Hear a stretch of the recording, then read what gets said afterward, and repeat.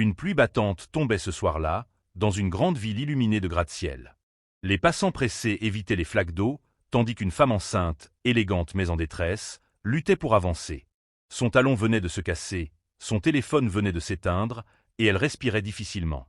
Ce qu'elle ne savait pas, c'est que ce soir, un simple garçon sans abri allait bouleverser son destin à jamais. Madame Élise Morel, héritière d'une fortune immense, n'était pas du genre à demander de l'aide. Elle avait toujours appris que l'argent pouvait tout résoudre. Mais ce soir-là, perdue, trempée, et prise d'une violente contraction prématurée, elle se retrouva soudain vulnérable. Elle s'appuya contre un mur, cherchant désespérément une voiture, un taxi, n'importe quoi. Et c'est alors qu'un garçon, vêtu d'un vieux manteau troué, s'approcha timidement. Il devait avoir à peine 15 ans, le visage marqué par la fatigue de la rue. « Madame, vous allez bien » demanda-t-il d'une voix inquiète. « Non, je crois que mon bébé arrive plus tôt que prévu » murmura-t-elle, haletante. Le garçon s'appelait Samuel. Il vivait dehors depuis des mois, rejeté par un beau-père violent et sans nouvelles de sa mère. Pourtant, malgré sa propre misère, il ne réfléchit pas une seconde. Il lui retira sa veste déchirée pour la couvrir, puis la prit par le bras. « Tenez bon, je vais vous aider. » Il courut sous la pluie battante, cherchant un moyen. Aucun taxi ne s'arrêtait pour un gamin sale, tenant une femme riche à moitié pliée de douleur. Alors Samuel fit quelque chose d'inimaginable. Il s'élança au milieu de la circulation, arrêtant une voiture de force. Le conducteur, d'abord furieux, changea de visage en voyant Élise. Ils foncèrent vers l'hôpital le plus proche. Samuel resta à ses côtés tout le long du trajet, lui tenant la main comme s'il la connaissait depuis toujours. Arrivée à la maternité, les médecins prirent Élise en charge. Mais elle ne lâchait pas la main du garçon.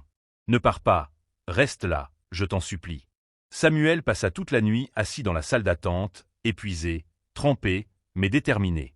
Quelques heures plus tard, un cri de bébé retentit. Élise mit au monde une petite fille prématurée, mais en bonne santé. Quand elle demanda qu'on fasse entrer Samuel, les infirmières furent surprises.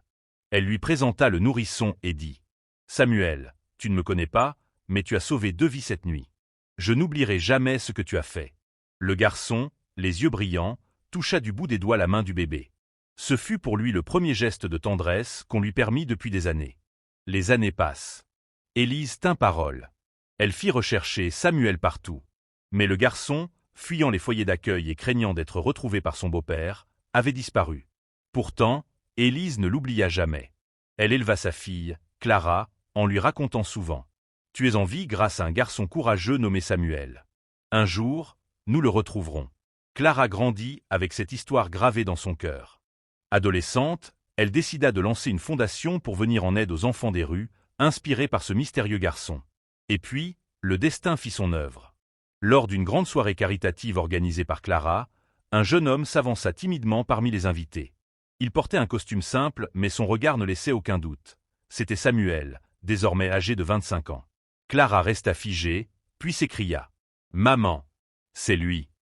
Élise se leva aussitôt, les larmes aux yeux. Elle n'en croyait pas ses yeux. L'adolescent fragile qu'elle avait rencontré sous la pluie était devenu un homme digne, au sourire lumineux malgré son passé.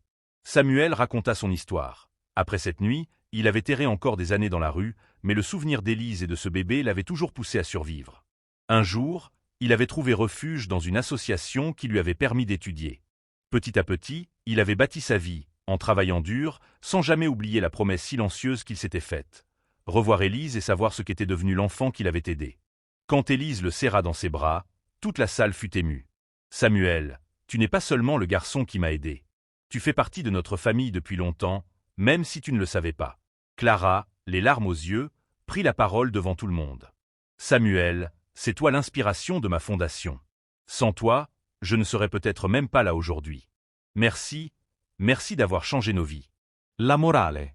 La soirée se termina dans une émotion indescriptible.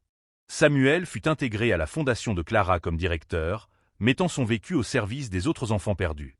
La vie lui avait arraché l'enfance, mais en sauvant Élise ce soir de pluie, il avait trouvé une famille, un sens et une nouvelle chance. Et dans chaque sourire d'enfant sauvé par la fondation, Samuel retrouvait un peu de lui-même. Et la preuve que même un geste minuscule peut transformer des générations entières.